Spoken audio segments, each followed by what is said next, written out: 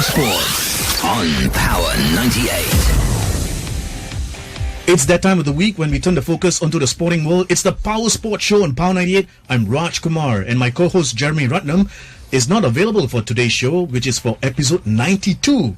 But standing in for him as usual is Ernest Pui from our news desk. Thanks, Raj. Today's main focus of the show is all about physical fitness, training and conditioning. We have three athletes in the studio who, in the next hour or so, are going to tell us about their training regime, daily diet, nutrition and the sacrifices that they make in order to secure a well-toned body, with which is either for the muscular physique for the bodybuilding types, or there's also the lean and well-crafted bodies for those who are into fitness physique. That's right. And just before we introduce our listeners, just before we introduce our guests, we'd like our listeners to know that this show is actually being recorded on Friday, the 1st of December. So right now, making their debut on the Power Sports Show are Kevin Chiak, who was Mr. Singapore in 2010. He's joined by Darren Wee, who won the recent Mr. Singapore Physique 2017 title just 6 weeks ago. And completing the panel is Monica Wang, who finished in second place in the recent Fitness Movement League Nationals 2017 Women's Bikini Finals. So Kevin, let's first start with you, and you're the owner of this 6-year-old franchise called the Fitness Movement League. In short, what is this league all about? Yeah, well, good morning, everyone. Yeah, thank you for having me in the studio. Well, Fitness Movement League basically is about a platform for physique sports. It's really for the locals, and of course, right now we have also developed for the regional people as well, and they are basically meant for them to be on a very competitive sport, but at the same time to really advocate and promote fitness and health. Okay, and just prior to the formation of the FM League, how else were you affiliated with the sport of bodybuilding? Well, way back there was basically only one bodybuilding federation, and that was the NSA as well. Yeah. I was, of course, one of the national bodybuilders, and that's basically where I won the Mr. Singapore 2010. And then thereafter, I became the president for another federation, and we were affiliated to the WBPF. And of course, right now, I took it out and formed our own league, which is basically the Fitness Movement League. Okay. Well, let's stay with you, Kevin. And less than 2 months ago, you organized 2 events on the very same day. So let's talk about the first event first, which is called the FM League Nationals 2017.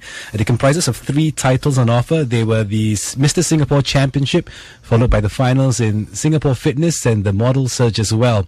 Can you tell us about these 3 components and which took place in the first event? Well, it's a little bit complicated for basically the layman to understand, but let me make it as short and brief as possible. Right, the championship basically is divided into 3 for the men. All right, and the overall champions are all named Mr. Singapore. Basically following suit the tradition of Mr. Singapore. However, the sport has evolved. There's so many other divisions. So the most popular divisions that basically we are holding is the classic physique, men's physique, and bodybuilding. So respectively, they are all called Mr. Singapore. Okay. And so 3 Mr. Singapore titles, they're up for grabs. The second show the same day was the Asia Championship, and that included the Asian Bodybuilding Championship and the Asian Fitness Model Search. Could you explain more about the Asian element of this competition? Well, Fitness Movement League is as an independent kind of organization. Ultimately, we want to have more opportunities for the athletes. We've been doing this competition over the last 5 years with 3 different kind of competitions in a year. And of course, the nationals is the ultimate for the locals. However, we felt that the athletes should not be deprived of a more competitive ground. That's why we formed our own Asian Championship and invited some of these top athletes from different countries, namely from Malaysia, Philippines, Indonesia, South Africa, and etc. So it was a great show. Okay, let's hear now from Darren Wee. And Darren, tell us when and how did you get involved in the sport? Hi, good morning everyone, and thank you for having me here in your studio. I started this sport just 2 years ago. Before that, I was just working as a regular guy in the ambulance medical line, working 12-hour shift, and my workouts around 10 p.m. at night. So usually I'll end my workout at about 12, and after that I started being more interested in working out. I left my full-time job for a personal training job, and then started being around others and also enjoying bodybuilding. And the more I learned about the sport, the more interested I was. And finally I told myself, why not just give it a shot and try. Wow, that's an interesting story. I mean, only 2 years that you've been involved. But of course I've been working out for the past in total 8 years. Okay. And you competed at the Nationals event 6 weeks ago. You won the Mr. Singapore Physique overall title. How did it feel when you won, and how do you think you actually won the title? When I won the title, the feeling was definitely very awesome. Inside, of course, I was relieved because I managed to defend the title again. Also, I think I won is due to my body symmetry and condition. Plus, also, I believe my posing routine on stage play a big part as well in the competition. So Darren, like you said, I mean, of course, congratulations. Second time you've won this back-to-back. Thank you. How is it this time? I mean, is it extremely difficult to defend the title, especially this year, 2017? Yes, indeed. I would say it's definitely stressful. The first time I joined, I was a newbie with no expectation at all, and people don't even know who I was. But this year, I came in as a regional champion, and I had to work extra harder to defend this title. Of course, it was an amazing fight because I had competitors like Kasbani and Ryan Heng, who were crowd favorite as well. And you mentioned earlier that body symmetry as well as the poses were perhaps one of your strengths this year. For the listener out there, what exactly do you think, or we share, that the judges were looking out for in order for you to be crowned Mr. Singapore Physique? I think it's all about the package. For men's physique, what you want is you want to have broad shoulders, a V-tapered, tiny waist, and of course the overall presentation when posing and stage confidence. But I would say for my body physiques, I would say my strength is my shoulders, my back, and I have a very lean condition as well. All right. Okay. Let's now bring in our third studio guest who's been waiting patiently, and her name is Monica Wang. So Monica, when and how did you get involved in the sport? Hi, good morning, everyone. Thanks for having me here today. Yes, I started going to the gym when I was in college, studying my master's degree. I was also doing a part-time office job at the same time. I put a lot of attention on my work, but I didn't feel very healthy, and I was very skinny too. So I wanted to be healthier and stronger, and I had some friends who were into workout. That's why I started going to the gym and doing heavy lifting. Okay. You also competed 6 weeks ago at the FM League Nationals Women's Bikini category. You finished in second place. Are you happy with the way that you performed and finishing in second? I'm very happy with my overall package this year. Yes, I lost to the number one, but the only one people I wanted to beat was myself, and I did it. Wow. I brought a much better package this year, and I will work harder. I brought even better physique in the future. So this was your first time competing or second? Second time. So I'm assuming you did better than your first time. Yes. Okay. I think you did much better as well, because after finishing second in the first show, you went on to compete and finish in fourth position in the Asian Championships, just a few hours later, in fact. Do you expect a fourth place finish? And what do you think was the level of competition when you looked around and saw your opponents? Yeah, so actually I didn't think about the placing that much. I was still very excited to go onto the stage to perform again.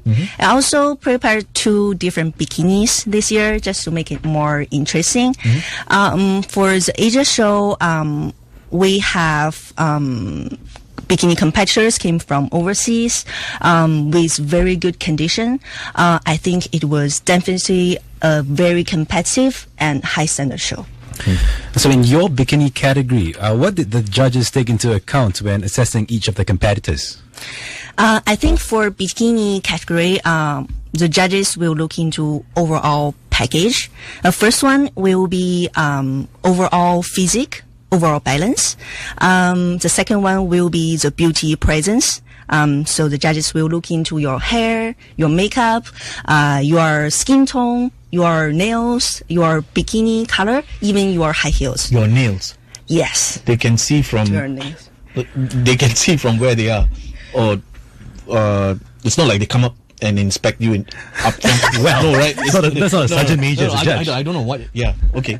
So just before we hit to a break, what is it that you all apply on your bodies to when you appear on stage and it looks all glimmery and shiny and?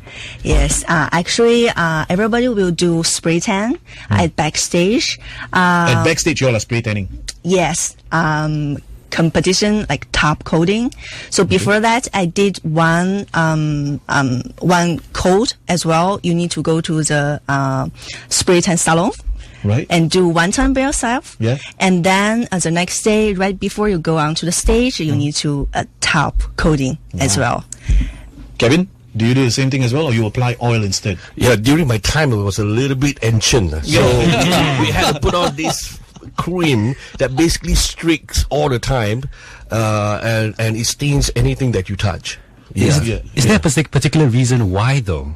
Okay, I think the most important factor is for us to be a little bit more tan so that you could see the tones and definition clearer.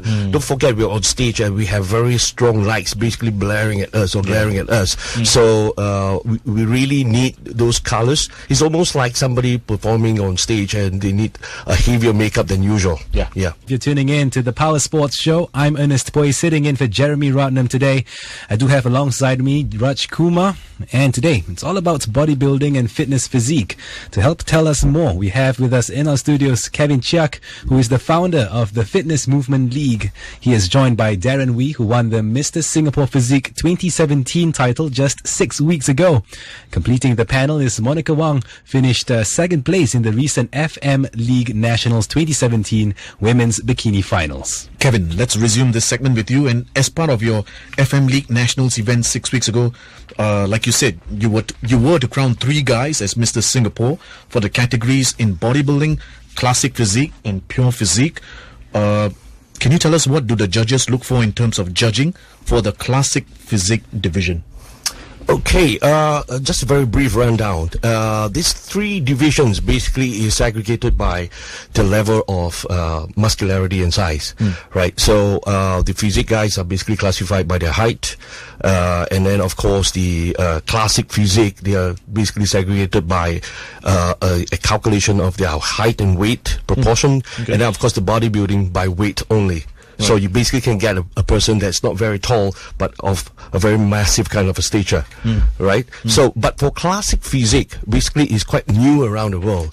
And this is fitted in for somebody who's really in between the 2 different divisions, right? So he is somebody who is more muscular than the usual man's physique, which is like the fitness model kind of a category. So the classic physique guy will still have to maintain a very good condition, the aesthetic as well, and of course a level of muscularity, but of course restricted by their height and their weight. So they cannot be overly big. Okay. All right. So that's basically how it's categorized, and that's basically where the judges will be looking at. They'll be still judging at all those points: aesthetics, muscularity, and of course symmetry and proportion. What about the traditional sport of bodybuilding? You're one of the biggest names in Singapore for bodybuilding. What are the judges looking out for? Well, bodybuilding is basically segregated by weight on the amateur class. So within that particular weight, you basically have to look as muscular as you can. So everyone within that class, right, say for example 85 kilograms. So between 81 to 85 kilograms, you basically have to look the most aesthetic guy, the guy with the most muscles in that class in order to win. I wouldn't say that I was a very big bodybuilder, so to speak, but otherwise, at that time, there wasn't a classic physique. But if there was, I think I would suit better in the classic physique category. Okay. Let's turn to Monica and let's talk about training. Right? So how much training goes into your daily or weekly routine? Because I mean, for me, just to keep up with my IPPT, right? I'm gonna sometimes it almost kills me, right? But for someone who's competitively doing this, what is your schedule usually like? So I train 4 to 2 times per week. Every time will be around 1 hour for weight training. In addition to that, I'm currently doing 30 minutes cardio per day, 30 minutes. just for maintenance. 30 minutes of cardio. Yes. Okay. But it will change, depending on if I am in a dieting phase or not. Okay. So it switches from time to time depending on the phase. Yes. And what types of training do you undergo during the off-competition period then? I mean, especially as compared then to when you're prepping for a competition. So I will set different priorities for off-season and prep periods. Yeah. So in the off-season, I will more focus on muscle gain and strength improvement. I will do heavy weight and also eat a little bit more compared to prep period. During the prep period, I will more focus on diet, as it is essential in order to bring a lean, nice body on stage. So I will do high reps and lighter weight workouts. And I will also add cardio in my training routine. I will also adjust my food for fat loss. What sort of food? So for example, during prep season, I will have less carbs and less fat. But it really depends on my condition. Okay. Is it essential for athletes who are into bodybuilding and fitness physique to run several kilometers per week or swim 100 laps, for example? Or is your training and conditioning strictly confined to the gym? I think it depends on different prep timing and different body types. In my case, I will add cardio during prep period. I run on the treadmills. Sometimes I run outside. I bought a bicycle at home, so sometimes I can do cardio at home too. I think. But how far do you run? Just for the sake of the Just listeners run, who are for listening. now, maybe just like 30 minutes. Yeah. Well, But you don't know what distance you're covering. 2 kilometers, 3, 4. So basically, I will check my heart rate. yeah. Yeah, just keep your heart rate to a certain level, and keep you better get like a little bit sweat. Yeah. So keep your blood moving. Yeah, I think that would be good. Okay. Yeah. Okay. Do you listen to music on your earphones when you train, or is it all about listening to your trainer's instructions and demands? Do you have a trainer? Yes, You I do? have. Okay. I don't listen music while training with my personal trainer. I have been training with my trainer for about 2 years already, and I think we know each other very well regarding how to train together. I would like to keep communicating while while we do the training. For example, sometimes we just talk about a healthy salad recipe. Sometimes maybe talk about a little bit about work stuff, just to make the process more enjoyable. And sometimes while I'm training by myself, I have a set of wireless earphones. I will put on some energetic music and keep myself focused on training. Nice. Yeah. Okay. Darren, similar question for you as well. What sort of training do you undergo in order to keep your body in a peak and lean condition? Okay, when you're referring to peak and lean condition, that means I am actually dieting down. So during those days, what I will do is I will train twice a day. So which is one is to do fasted cardio early in the morning on an empty stomach, and later part in the day would be weight training. Will be still going heavy as I can, keeping high reps, volumes in to bring up your heart rate, so that to increase your cardiovascular, and of course you want to not take too much of rest. And do you play any other sports as a way of maintaining the physique? I used to, but as I started being more competitive wise. I did not do any sports, but just focus on weight training.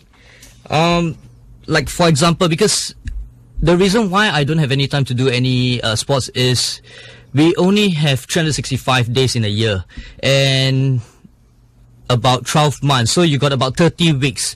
So let's put it, if you train a muscle group in a week, so that gives you 30 of each muscle group 30 times. So in a year, there's not much you can actually focus on training every part of the group. So that's why I dedicate myself to really push as much as I can to improve the growth and to maximize my potential of gains. Well, interesting that you put it that way. I mean, never really thought about it. Yeah. When you're backstage and waiting for your turn to be called out to pose for the judges, what's going through your mind? Of course, my heart was beating so fast.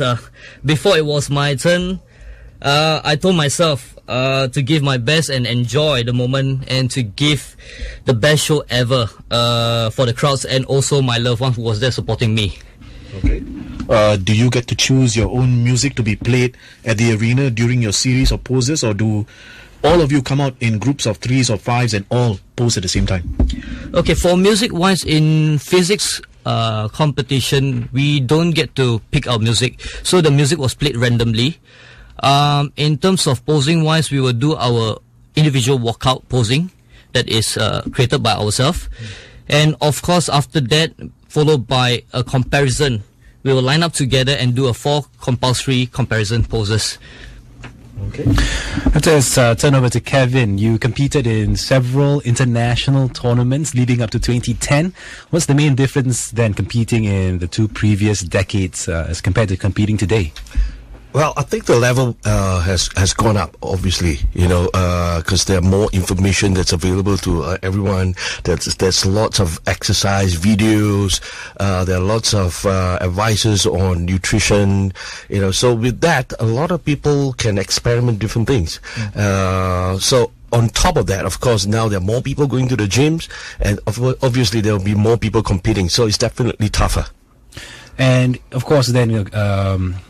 As you said, it's much tougher competing previously as it is today. What about because of the introduction of the fitness physique element to the sport? Do you think that has changed it as well? Well, in one way, it relaxes the whole competitiveness, right? Because then the right people can be in the right division, right, or the right genre, so to speak. When a person's stature has got a smaller stature, he don't have to try to put on so much mass. There'll be something that will suit him, and that will capitalize and maximize his potential in being a great champion in his own division. Back in your time of competing as a bodybuilder, we've already heard from Monica and Darren. Perhaps you can share with us, how did you go about personally your own training regime as a bodybuilder? What, consume 10 eggs a day? I've heard all these wonderful stories from so many different people. Like Stallone, we see him popping, in the movies we'll see him doing whatever, 20 eggs or whatever. So in your case, what do you do? Well, during my time, it was in that change. It was during the evolvement, of the sport. We don't have so much information as we have right now. So we are a little bit more traditional. We try to learn from our seniors. We go back to the chicken breast, how many eggs white we eat. We will be carrying like 30 eggs in the back, and then we will be peeling along the way while we basically survive through the day. Everything was a little bit more old-fashioned, you call it, right? Yes, there were protein shake supplements around, and we sort of like depended a lot on it. Food was not so easily available, and little do we really know about the different kind of carbohydrates. When somebody say, "Oh, you got to burn fats," means you basically got to go on 0 carb, but that's not exactly true. It's basically what kind of carbs do you take, right? Whole grain or not, So I think everybody now is more advanced, which is good. Basically, then you cut away fats in a more healthy fashion. Yeah. Would you, in your opinion, is bodybuilding truly all about mind over body? I I would like to say and agree with that, right? It's mind over your body as your body physical parts, right? And of course, mind over your stomach, what you eat. So you basically must keep your mind about training hard, and you must know exactly what to eat and what really not to eat. Okay. Just before we head to the break, just one. I think it's a question that only probably you can answer. I mean, we're all fans of Arnold Schwarzenegger, and what he did for the sport of bodybuilding. But as time evolved on, we even saw guys like Dwayne "The Rock" Johnson, huge movie star today, former WWE wrestler. But this guy, on a number of occasions, he's done this little thing where when he takes off his shirt, he's able to use how shall I describe it? Make his nipples move. When he, you know what I mean? Pop the chest. Yes, a chest. Oh, yeah. Is that what it's called? I would suppose. Yeah. What is that called? I mean, when you it's popping the chest. Popping the chest. Yes. Yeah. Yes. Perhaps you can explain how that is done, where you're just standing there, and he's like, you can see ting ting ting. Well, it's basically activating the chest muscles. So they have, of course, very well developed pecs, right? Pecs is basically a more scientific way to call your chest, Right. in terms of bodybuilding. So they have enough muscles to move the whole muscles, and they contract it, with the abrupt movements. Yeah. So it looks like as if it's like popping, right? So Yeah. basically that is it, But otherwise, I think a lot of people like to look at that movement. Have you done it on stage? Well, I did once in a while, even on my own. I try not to do it on stage because on stage we try to look as muscular as possible all the time, so you do not really have real moments of like relaxation. Okay, so that's not considered like you're insulting the officials if you decide to do that and show that you're able to do that, because I don't think all the bodybuilders can do that, right? Yes, I think you need to have substantial size. Right. Yeah. But also, I think it's a connection between the mind and the muscle groups, which is something you would develop through Exactly. training as well. Yes. Yeah, because when you see Dwayne Johnson do it, you don't see his arms or hands or neck. It's like as if it's like a ventriloquist. You can't even see the mouth move, and he just does it like so easily with a. But in all fairness, I have to say that in order for you to execute that effectively, you should be in semi-conditioned mode, because you need to have a level of fats, and then of course with the muscles embedded inside, and when we contract it, it will bob more effectively. Yeah. I think when I try to doing other things, start moving. Go on. Go ahead. It could be Hollywood magic and CG as well. Yeah. Okay, it's time for a quick break here. When we return, we're going to find out about the diets of our studio experts in just a while, as well as what's currently going on and the current status of Singapore's national team. That and more coming right up on Power 98. You're tuning in to the Power Sports Show. I'm Ernest Hui together with Raj Kumar today. It's all about bodybuilding and fitness physique. To help tell us more, we have Kevin Chiak, who is the founder of the Fitness Movement League. He is joined by his fellow bodybuilders, athletes Darren Wee and Monica Wang. Darren, let's resume the segment with you. And as someone who's won the Mr. Singapore Physique titles in the last 2 years, what sort of diet are you on during off competition? So off competition is also another way of saying off season, right? So I keep my diet simple and consistent. My main source of food would be carbs, protein, and fats. So preferably my body, I prefer to keep my body all year round lean, and my diet usually consists of high carbs, moderate protein, moderate to high fats, depending on how I look or depending on how much I want to put on weight in terms of getting size. But usually it will be the same sauce, like white rice, chicken breast, or even lean minced beef. Yep. And what about 4 to 6 weeks prior to the competition? Does your diet undergo a massive change or? Nearer to the competition, I would definitely make an adjustment by cutting down my carbohydrates and also eliminate any sugary stuff, and also probably start to increase slightly more my protein, just to keep my calories up there so that I do not lose my size. And also towards the last few days of the competition, that's where I will try to reduce my water intake a little bit, just to keep me look more drier and lean. So you won't suffer from dehydration. No, that's why it's just a couple of days, 2 days. Yeah, just about 2-3 days. But I'm not entirely stop taking water, but reducing water bit by bit. So at the end of the day, you still have water in you, but take it as when you need it. Okay, moderately. Okay. Yeah. I mean, all these sound very tough and quite daunting, in fact. So for someone like me or a listener of the show who is thinking on following your footsteps and planning to take up fitness physique, what kind of advice would you give to such a person, and what is he or she going to be in for? Okay, I would say it is really very important for someone, or rather for anyone, to believe in yourself. No one is your biggest supporter than yourself. So no one's going to cheer you. So you are your biggest supporter. So just be strong in terms of your mindset, and also be your number one supporter. And especially for those who are afraid or going to the gym and do not know what to do, or always looking at other people training, but they are worried or they feel discriminated. I would say don't be intimidated by seasoned bodybuilders, but instead find a way to learn what they are doing right. Because everyone, even the best athlete, started as nobody. So you too can be a champion if you train smart and keep chasing your dreams.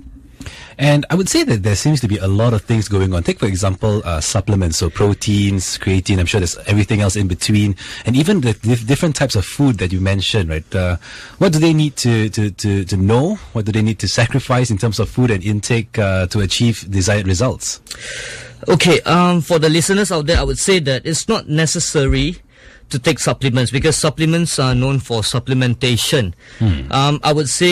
I would advise to work on getting lean quality food before jumping into any supplement, because if you don't work on your whole foods, even by getting any supplementation doesn't give you the results. So I would say fix your own diet before getting any supplementation.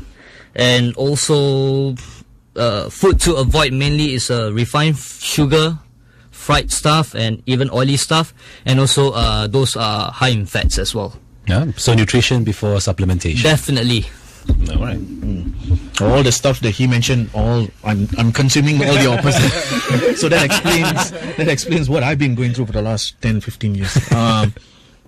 It's a different story altogether. Monica, let's come back to you. Are you surprised to see the lack of Singapore women represented in these competitions? I think there are definitely more girls who like this sport, and Like the sport? Yes. Okay. And more girls started looking into it after watching the shows and stories from social media. Strong is sexy is a trend. Is a trend for between women, and I believe in the future we will definitely have more girls will join us to compete in the future. Okay, must go and check out the hashtag strong is sexy. So what sort of I think you mentioned you touched on this, but what sort of diet do you undergo just before the tournament? We just heard Darren mention it. What do you go through? Okay, so during contest prep, I will slowly cut carb intake a little bit every week, while also increasing cardio at the same time, based on my body condition. No, okay, but in terms of the food that you consume, is it more? Say the competition is next week, so are you now eating more chicken, more rice, more beef, more fruits? What are you consuming? I think it's quite similar. So basically, we will reduce. In the peak week, I will reduce carbs and fat. Carbs means bread, brown rice, those kind of food. Fat means like maybe coconut oil or all the natural nuts. So I will reduce them, and then also will reduce water intake. Water intake? Yes. Okay. What advice would you give to women who are considering to take up this sport, either as a hobby or perhaps even more? I think first it is important to know what do you want to achieve and prepare your mind first. Have a standard in your mind, and then learn to enjoy the process. The second one is, I think it doesn't matter what's the reason you want to start the sport, but girls should love yourself first. You should believe that you are beautiful already. You are sexy already. And then your confidence will show. I think that is especially important for bikini girls, bikini competitors. Yes. When you first started then, what were the key things that you had to give up in terms of food, in terms of lifestyle? Were there things that you were like, oh, no, I can't drink that much, I can't go out late nights, in terms of the lifestyle, in terms of food, what were the sacrifices like? Yes, so for fitness athletes, I think eating clean is very important in order to maintain a nice, lean body. So about 2 years ago, I was still working in Japan, and I used to have a drink with my colleagues and my friends after work. And sometimes the party will last until next morning, and they loved it. They go back to the office together thereafter. But it is not healthy. So I in the past couple years, I quit drinking mostly. So I almost can count how many times I have had drink in the last year. So to answer your question, yes, you have to be strict on your diet. Restrict drinking. No smoking is good, regardless you are athlete or not. True. But I think you can work around with those restrictions. For example, you can take your food with you wherever you go. You still can going out with your colleagues and your friends. But instead having a Diet Coke instead. And I think nowadays you have so many choices outside. You can pick. So I think it's so much better to maintain a healthy fitness lifestyle nowadays. That's true. Okay. Kevin Chiak, time to get on to some really serious questions. And we know that the Singapore Bodybuilding Federation no longer exists due to several problems. It's been about 4 years now. Thus, when it comes to regional events like the SEA Games, or perhaps even next year, the Asian Games in Jakarta, although bodybuilding is not in the Asian Games next year, is there a governing body in Singapore at the moment which can decide to send Singaporeans to compete?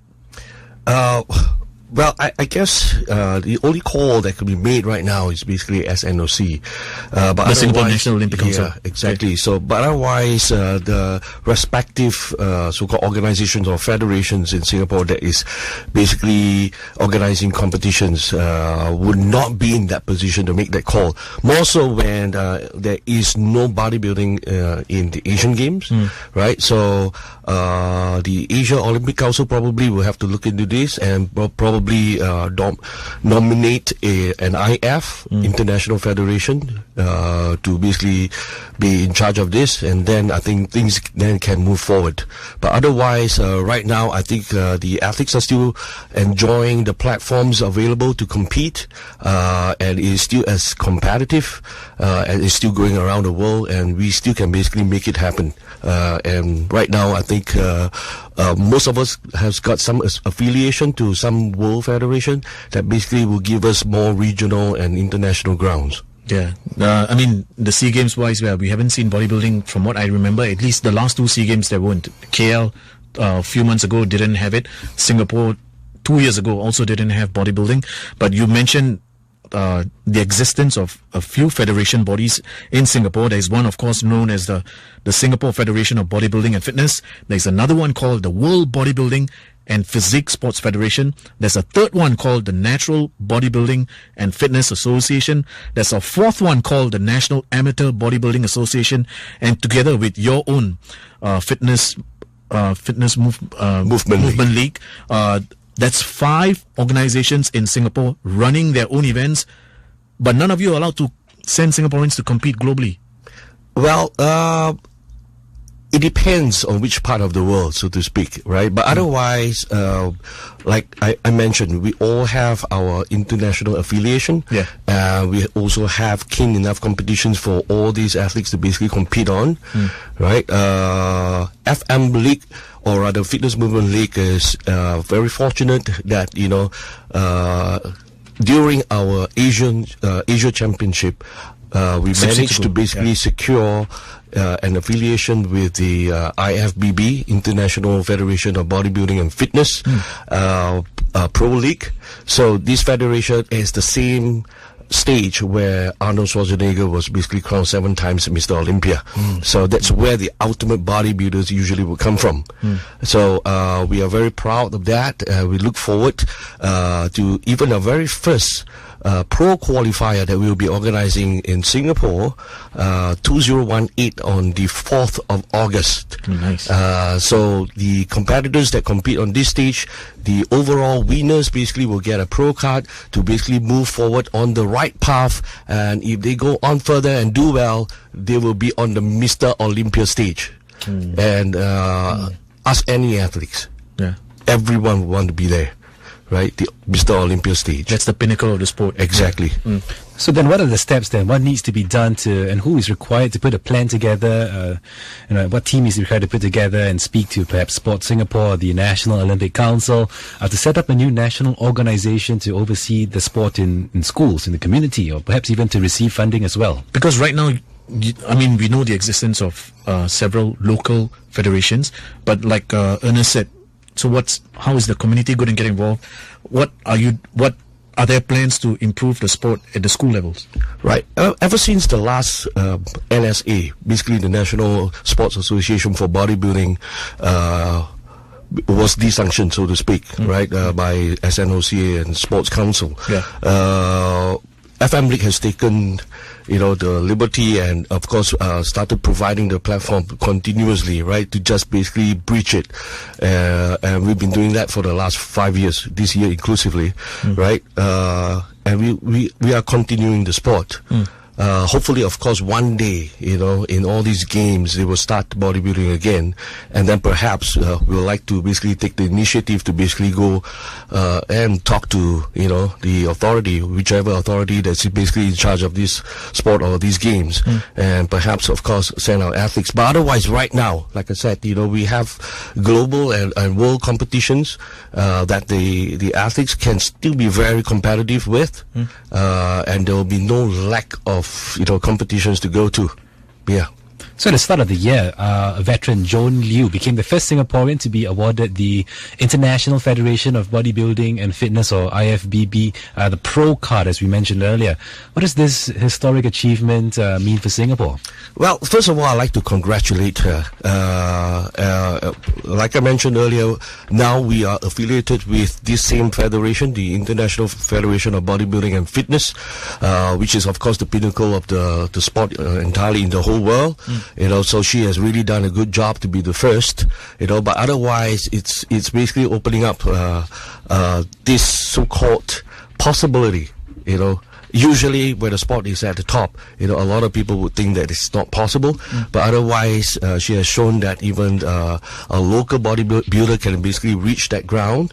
Right, and of course she will basically need to continue competing in the Pro League, and then basically gain her points to go up to the Mr. or Miss Olympia stage.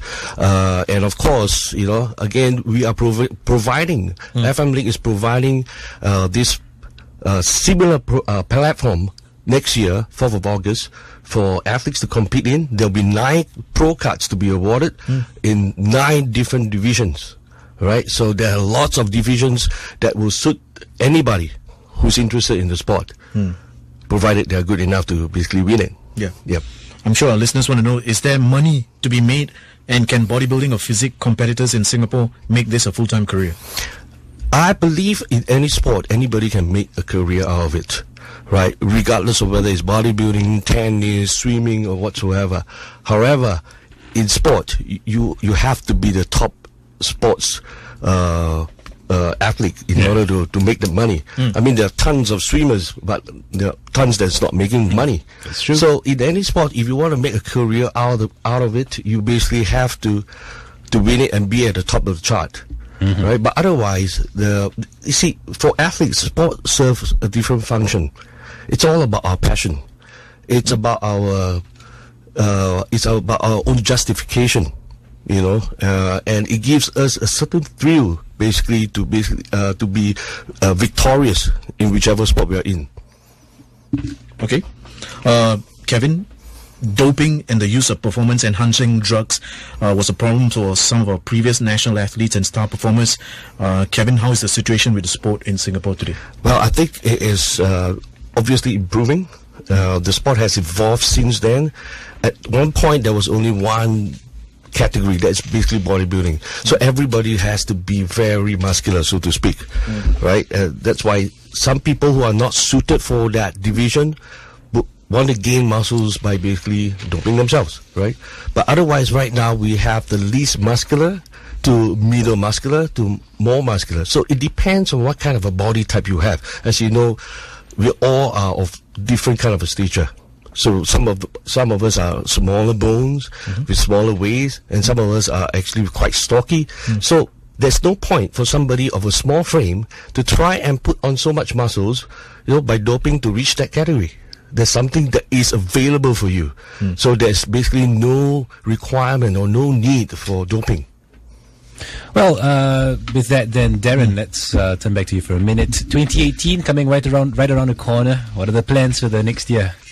Oh, that's a very tough question. Oh, well, it's not too far away. Yeah, I know. It's coming the end of 2017 already. But next year plans. I have thought of competing again to defend my title yet again for the third time. Yeah.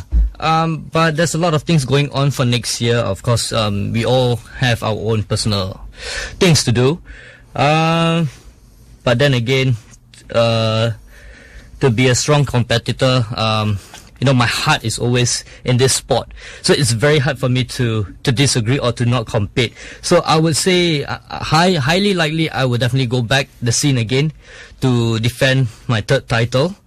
And there will be some obstacles that I will face because of my own personal plans. So next year wise, it will definitely be tough. But you just have to work around it. Being a champion, you just have to think like a champion and overcome any obstacles. So you're not done just yet. Yeah, not All yet. right. Monica, how about you? 2018. So for bikini competitions, for the shows, I don't have a clear plan at this moment, but I will still work harder and to build a stronger physique. But I will definitely think about it early next year to make a decision if I will compete next year or not. All right. Okay. Kevin, before we wrap up this segment, so 2018, we know that you're going to be hosting this big event, August 4th. What about the fitness movement league itself? Can anybody, if there are people who want to join the league, how do they get in touch with you? Well, they could basically come to our Facebook page, right? The Fitness Movement League, can PM us on that page. But otherwise, they can always email us at info@fmleague.co, as in CO. Yep. Infoleague.co. That's right. Infoleague.co. Okay. Well, thank you then on that note to our three studio guests, Kevin Chiak, who was Mr. Singapore 2010, as well as Darren Wee, Mr. Singapore Physique 2017, who he just got the title 6 weeks ago, as well as the final panelist, Monica Wang, who finished second place in the recent FM League Nationals 2017 Women's Bikini Finals. Thank you all and all the best for 2018. Thank you. Thank you. Thanks, guys. And just to let our listeners know that this show is being recorded on Friday, the 1st of December. So, obviously, Ernest and I don't know what transpired in the draw for the World Cup. We would be looking ahead to that too. That's right. We'll talk about it on our next show next weekend. Meanwhile, before we close this show, a quick word on English football. As Power 98 will be broadcasting the clash between Chelsea and Newcastle live tonight from 8 p.m. onwards. That's 30 minutes before kickoff. Tonight, as in Saturday night. That's 30 minutes before kickoff for the match preview, followed by the entire game live on Power 98 FM, power98.com.sg, as well as on the Power 98 app. You can also catch the Mandarin commentary version on our sister station, Chiak 88.3. It is your chance to win a 1-year free subscription package worth $100 from 11 Sports. You can watch the FA Cup, the Italian Serie A, Chelsea TV, Man U TV, our Singapore Lions, NBA basketball, and much more. So to stand a chance to score this incredible 1-year free annual pass worth $100, all you got to do is predict tonight's outcome between Chelsea and Newcastle United. SMS now to 9820-9800 in this format.